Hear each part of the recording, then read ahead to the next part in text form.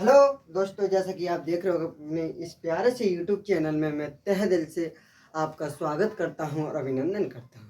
इस वीडियो में हम पढ़ेंगे विद्युत आवेश electric theory of origin charge. देखो, इसमें टॉपिक समझने से पहले आपको मैं मेमोरी ट्रिक से इसे टॉपिक को कंप्लीट कराने वाला हूं और आप वीडियो को पूरा देखें। मार्कर उठाया था क्योंकि मार्कर हाथ में नहीं था, अब अच्छा भी लग रहा है। देखो, जब दो पदार्थों को आपस में रगड़ने पर तो एक पदार्थ में से इलेक्ट्रॉन निकल कर दूसरे पदार्थ में चले जाते हैं। इस प्रकार पहले पदार्थ में इलेक्ट्रॉन की कमी तथा दूसरे पदार्थ में इलेक्ट्रॉन की अधिकता हो जाती है, अर्थात पहले पदार्थ में धन आवेश तथा दूसरे पदार्थ में ऋण आवेश हो जाता है।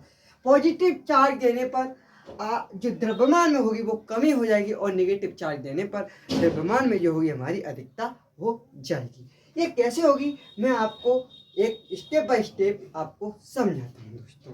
ठीक है, यहाँ देख लो, यहाँ तक आ रही होगी आपकी वीडियो, आनी चाहिए। ठीक है, मैंने बात की थी मेमोरी ट्रिक से सिखाने की, तब इसको हम देखते हैं कैसे नजरिया से देखेंगे। जब दो पदार्थ को आपस में रगड़ेंगे, ये रंग दिख रहा है, सीधी बात, इसे रंग आपको ब्लू कलर का रंग देख लो, रेड कलर का रंग देख लो, कोई सा कलर का रंग देख लो।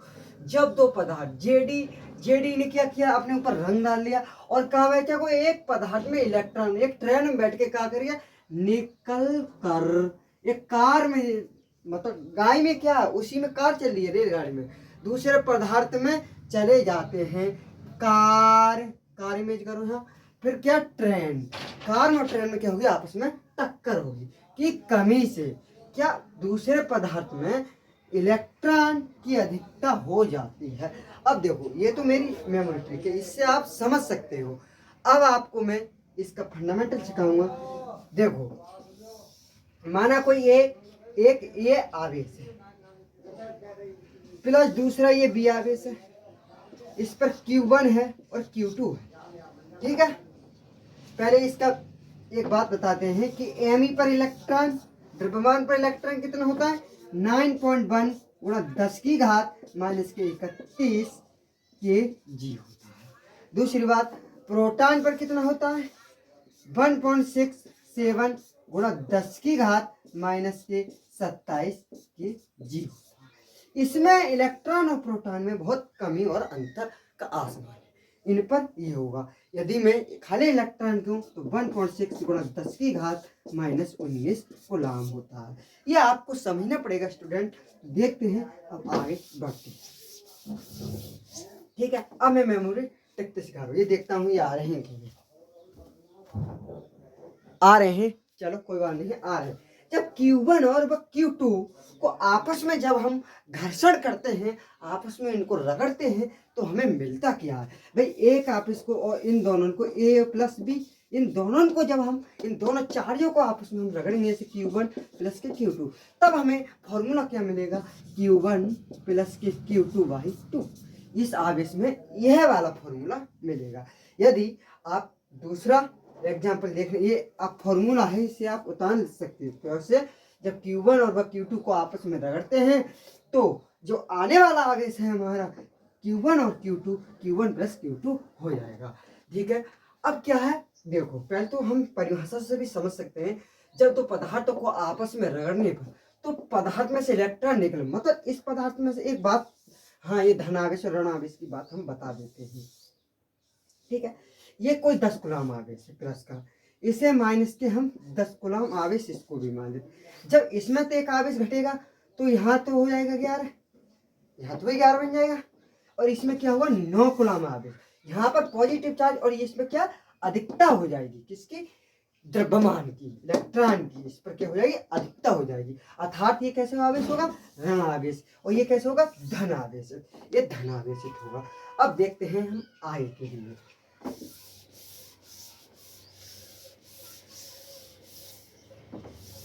ठीक है, आगे के लिए चलते हैं। अभी इसी में कुछ टॉपिक हैं हमारे, हम आपको बताएंगे। यदि आवेश हमारा एक ए आवेश हमने फिर दोबारा ले लिया, इस पर Q1 बराबर हमने 1 मान दिया। ठीक, दूसरा आवेश भी हमने ले लिया B, इस पर Q बराबर 0 ले लिया, तब इन दोनों स्थिति में हम दोनों आवेश को कैसे घर्षण करेंगे, ठीक है। इन दोनों आवेश को हमने इस प्रकार घर्षण किया। तो पहला आवेश ए है और दूसरा बी है। तो Q1 व Q बराबर 0 पर आवेश जो होगा वो नेट बल क्या होगा, Q1 अपॉन Q0 का ये ग्रेटर देन होगा 1, क्योंकि इन दोनों आवेशों का मान 1 से छोटा होगा, 1 से छोटा होगा। यदि एक बात और मान लेते हैं, दोनों में हम अनावेशित, दोनों आवेशों को हम अनावेशित मान लें तो क्या होगा। जैसे मान ले ये ए है और ये बी है, इस पर Q बराबर 0 और इस पर भी Q बराबर 0।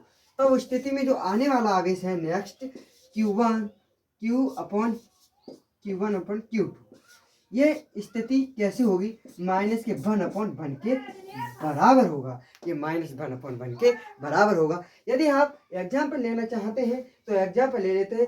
गुब्बारे को धनावेश देने पर उसमें उसकी त्रिज्या कैसी होगी, बढ़ेगी, घटेगी, क्या होगी।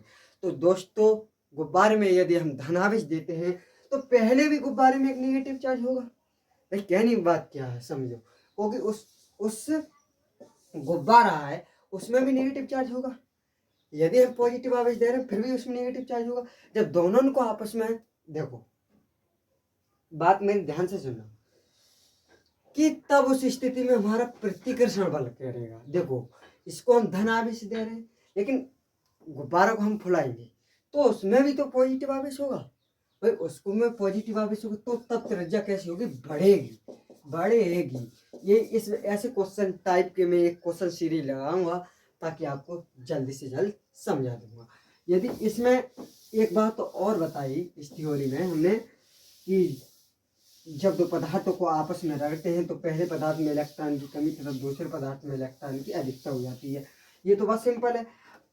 इसकी भी बेसिक फंडामेंटल क्या है, देखो प्रत्येक कण किससे मिलकर बनता है, कण छोटे छोटे कणों से मिलकर बनी होता है। कणों से मिलकर क्या बनता है, अणु से मिलकर क्या बनता है, परमाणु का समस्त भार किसमें होता है, नाभिक में होता है। इस किसमें, न्यूट्रॉन और प्रोटॉन इस नाभिक में होता है। ये इलेक्ट्रॉन है, ठीक है। जैसे जैसे इसमें भी ये भी इलेक्ट्रॉन है, इसमें भी इलेक्ट्रॉन है। ये दूर वाली कक्षा में और इस वाली कक्षा में क्या ज्यादा आकर्षण बल नहीं होगा, बहुत कम आकर्षण बल होगा, बहुत कम, ना के बराबर आकर्षण होगा। लेकिन इन दोनों कक्षाओं में क्या होगा, इन दोनों कक्षों में जो बल होगा वो हमारा आकर्षण बल होगा, वो अधिकता बल होगा, क्योंकि उन दोनों में क्या अधिक अट्रैक्शन फोर्स हो रहा है। अधिक अट्रैक्शन फोर्स होने के कारण इसमें ये होगा, ठीक है। ये बात करता हूँ कि आपको आशा करता हूँ कि समझ में आई होगी इलेक्ट्रिक थ्योरी ऑफ चार्ज। अब चलते हैं अपनी नेक्स्ट हेडिंग पर। नेक्स्ट हेडिंग क्या है हमारी, KUANTIZATION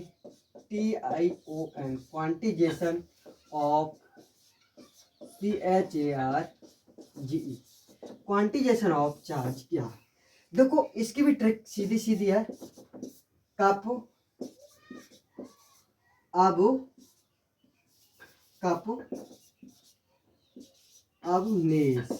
अवनेश मित्र ट्रेन मतलब कैप कौन लगा रहा, अवनेश, और कहाँ बैठा, अपने मित्रों के साथ, किस में बैठा, ट्रेन में। तो ये तो मेरी एक मेमोरी ट्रिक से मैंने एक वाक्य में कन्वर्ट कर दी पूरी थ्योरी को। अब इसमें मैं थ्योरी को दिखाऊंगा, देखो कैसे कैसे दिखाऊंगा। के फॉर किसी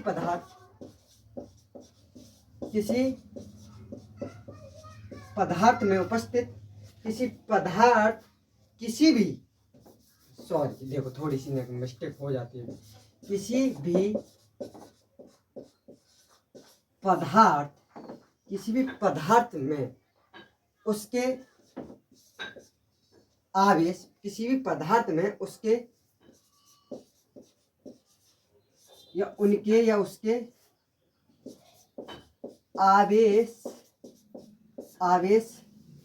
किसी भी पदार्थ में उसके आवेश की मात्रा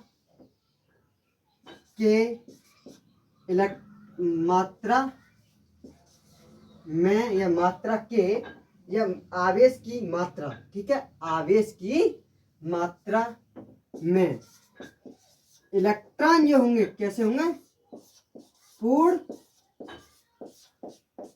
गुणज होंगे। इलेक्ट्रॉन कैसे होंगे, पूर्ण गुणज होंगे।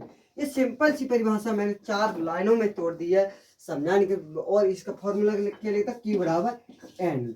जिस जिस जैसे जैसे इसकी मात्रा बढ़ेगी, जैसे जैसे हमारा इस आवेश का मान भी बढ़ता जाए। आवेश का मान किस पर, इलेक्ट्रॉन के पूर्ण गुणज होता है। देखो आवेश जो पूर्ण गुणज होता है, एक होता है डाउन क्वार्क, एक होता है अप क्वार्क। जो 2/3 के रूप में ये कभी नहीं हो सकता, 0.4 के रूप में कभी नहीं हो सकती ये quantisation of charge. Quantisation of charge होता क्या है, पहले तो हम ये सीखते हैं, ये होता आवेश का क्वांटीकरण। आवेश का क्वांटीकरण, यहाँ पूर्ण देखोगे एन, यहाँ कोई क्या है, पूर्ण धनात्मक संख्या है। धनात्मक संख्या, कोई एन क्या है, पूर्ण धनात्मक संख्या है। ठीक है, चलते हैं अपने इस नेक्स्ट टॉपिक पर आगे। आप ऐसे भी कह सकते हो आवेश संरक्षण को। देखो आवेश संरक्षण का नियम, मैंने आवेश संरक्षण का नियम जो फर्स्ट वीडियो थी मेरी, उसमें विद्युत आवेश तथा क्षेत्र, उसमें मैंने समझाया था कि आवेश को ना तो उत्पन्न किया जा सकता, ना नष्ट किया जा सकता, अर्थात एक दूसरे रूप में हम इसे परिवर्तित किया जा सकता है। देखो ये थ्योरी आप याद रखना, कापो अवनेश, कब अवनेश और मित्र, मित्र मतलब मात्रा, आवेश की मात्रा के इलेक्ट्रॉन के पूर्ण गुणज होती है। और ट्रेन, इलेक्ट्रॉन को मैंने ट्रेन में कन्वर्ट कर दिया, हम ट्रेन में बैठ के जा रहे हैं। ये आपको ध्यान रखिएगा, क्योंकि मैं मेमोरी, मैं NLP ट्रेन में भी हूँ, जहाँ आपको माइंडसेट के बारे में भी बताऊंगा, कैसे कैसे आपका माइंडसेट होगा। अब चलते हैं भाई नेक्स्ट टॉपिक पर। वो क्या है, कूलाम्स लॉ, कूलाम का नियम। कूलाम का नियम क्या है, कूलाम का नियम। पहले कूलाम का नियम समझने से पहले मैं इसकी परिभाषा बताऊंगा। कूलाम्स लॉ होता क्या है, इसकी क्या क्या डेफिनेशन है। देखोगे 2 स्तर बिंदु आवेशों के बीच लगने वाला प्रतिकर्षण। आवेश का परीक्षण कैसे होता है, सही परीक्षण तो प्रतिकर्षण के द्वारा होता है। ठीक है, वाला प्रतिकर्षण बा आकर्षण, बा आकर्षण। 2 स्तर बिंदु आवेशों के बीच लगने वाला प्रतिकर्षण व आकर्षण बल उन दोनों आवेशों की मात्रा के, एक यहाँ बल उन आवेशों की मात्रा के, मतलब किसके, प्रतिकर्षण व आकर्षण बल की मात्रा के, या परिमाण, ऐसे भी परिमाण भी बोल सकता हूँ। ठीक है, परिमाण, प्रतिकर्षण व आकर्षण बल परिमाण के गुणनफल के, बल परिमाण के। वैसे ये थ्योरी बहुत बड़ी है, लेकिन मैं शॉर्ट में कम से कम लाइनों में लिखना चाहता हूँ। गुणनफल के अनुकिरमानुपाती तथा उन दोनों आवेशों के बीच की दूरी तथा उन दोनों आवेशों की बीच की दूरी के, बीच की दूरी के, अरे मेरे दादा वर्ग के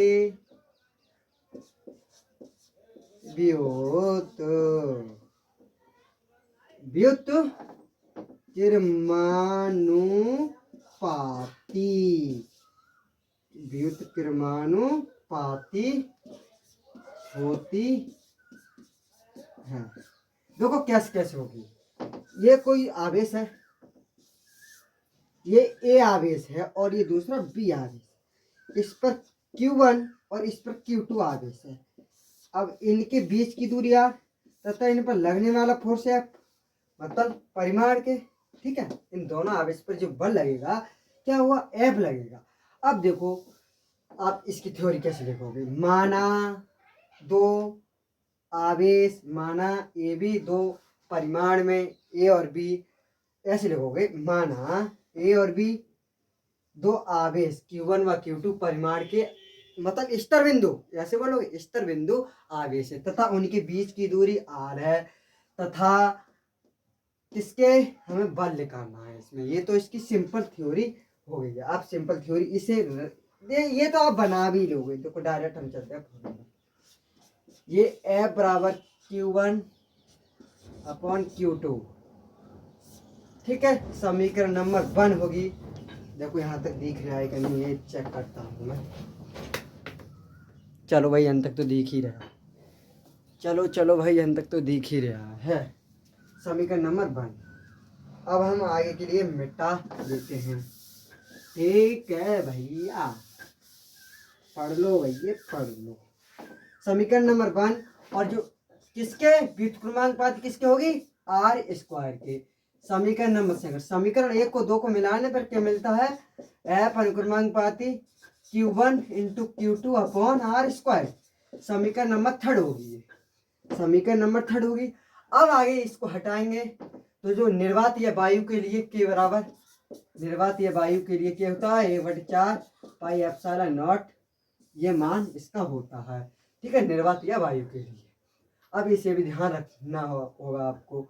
मैंने अब इसको हटाऊंगा मैं, F बराबर के आ जाएगा, F बराबर के Q1 Q2 upon r square. अब के की वैल्यू लिखोगे निर्वात या वायु के लिए, ठीक है, तो F बराबर जो मिलेगा 1/4 पाई एप्सिलॉन नॉट Q1 व Q2 अपॉन r स्क्वायर। यही हमारा असली में फॉर्मूला होता है। इसको मात्रक, देखो ये मात्रक बोलोगे, coulomb square newton metre square, ऐसे इसका मात्रक आप लिख लोगे। ऐसे लिखोगे कूलम्ब स्क्वायर बटे न्यूटन गुणा मीटर स्क्वायर, ये होता है एप्सिलॉन नॉट का मात्रक, ठीक है, ये इसका मात्रक होता है।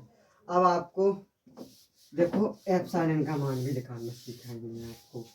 Q1 व Q2 को मान कैसे आया, देखो 1/4 पाई एप्सिलॉन, इसका मान क्या होता है, 9 गुणा 10 की घात 11 गुणा Q1 व Q2 अपॉन r स्क्वायर, ठीक है, ये इतना मान होता है इसका, इस वैल्यू का। जब इस वैल्यू का जब स्थिति क्या होगी, के बराबर 1/4 पाई एप्सिलॉन को लिखा है, तब क्या हम करके, यदि जहाँ 1/4 पाई एप्सिलॉन क्या है, कोई नियंता है, एक कांस्टेंट है, 9 गुणा 10 की घात मीटर, न्यूटन पर मीटर स्क्वायर, ये होता है, सीधी सी बात है। अब आपको इसको कन्वर्ट करना पड़ेगा। यदि हम 1/4 पाई एप्सिलॉन नॉट को हम निकालेंगे 9 गुणा 10 की घात 9 से कितना वाले, तो यदि हमें भाई क्या चाहिए, एप्सिलॉन नॉट का मान चाहिए, तो 1/4 पाई गुणा 9 गुणा 10 की घात 11 आ जाएगा। तब हमें एप्सिलॉन नॉट का जो मान मिलेगा वो मिलेगा 8 पॉइंट, आप इसको गुणा कर लोगे, 9 चौक कितना होता है 36, आप जोड़ लोगे, फिर इसको पाई को भी बोलोगे 3.14 में, तो 8.85, बस सीधी बात है, इसको हम कन्वर्ट करेंगे। तो कन्वर्ट भी तो किसी न किसी चीज़ में आपको करना ही पड़ेगा, तो वो किस में कन्वर्ट करोगे, आपको हम वो भी दिखा रहे हैं, आपको कन्वर्ट तो करना पड़ेगा। देखो कैसे होगा, 8.85 आप गुणा करके देख लेना, कितना ही आएगा, गुणा 10 की घात माइनस के 12, इसका मात्रक क्या होता है, मात्रक को आपने मैंने पहले ही बता दिया है, क्या, कूलम्ब स्क्वायर न्यूटन पर मीटर स्क्वायर, ये इसका मात्रक होता है। अभी बात हमारी कंप्लीट यहाँ तक नहीं हुई है, इसकी विमा क्या होती है, इसकी विमा भी देख लेते हैं। एम इनवर्स L की पावर 3, T की पावर 4 और A स्क्वायर, ये इसकी विमा होती है। आपको विमा डायरेक्ट 11th क्लास में यदि आप पढ़े होंगे ढंग से तो आपको विमा भी निकालनी आई होगी। तो मेमोरी ट्रिक से मैंने आपको एक अवनेश मैंने उसमें भी बताया था कि जब दो पदार्थों को आपस में रगड़ते हैं तो उसकी भी कोई जेडी नाम का लड़का है, उसके ऊपर क्या रंग लग रहा है और वो क्या ट्रेन में बैठा। जैसे ही उसने ट्रेन में बैठा, ये वहाँ एक कार लिख रही, अपनी थड़ाई चक्र में देखो जैसी कार निकली तो वहाँ के एक प्रकार, इस प्रकार से क्या एक्सीडेंट हो गया उनमें। और फिर इलेक्ट्रॉन को जिस पदार्थ से इलेक्ट्रॉन निकलते तथा उसको धन तथा जिस पदार्थ पर इलेक्ट्रॉन पहुंचता है वहाँ ऋण आवेशित हो जाता है। इसी प्रकार हमने ये मेमोरी कन्वर्ट ट्रिक बताई थी आपको और आपको सीख गए। आशा करता हूँ आज के टॉपिक कूलाम का नियम तक मैंने सोचा था ये कंप्लीट हो गया है। देखो फिजिक्स बहुत सरल है, फिजिक्स ब्रह्मांडीय ऊर्जा है। देखो जैसे हम जीना चाहते हैं, आज मैंने फिजिक्स के ही बल पर अपनी मेमोरी को इम्प्रूवमेंट कर रहा हूँ और करते चला जाऊँगा। वीडियो को लाइक करना, शेयर करना तथा सब्सक्राइब करना, अपने दोस्तों में शेयर करना, वीडियो को पूरा देखना। जय हिंद, जय भारत। मिलते हैं नेक्स्ट वीडियो में।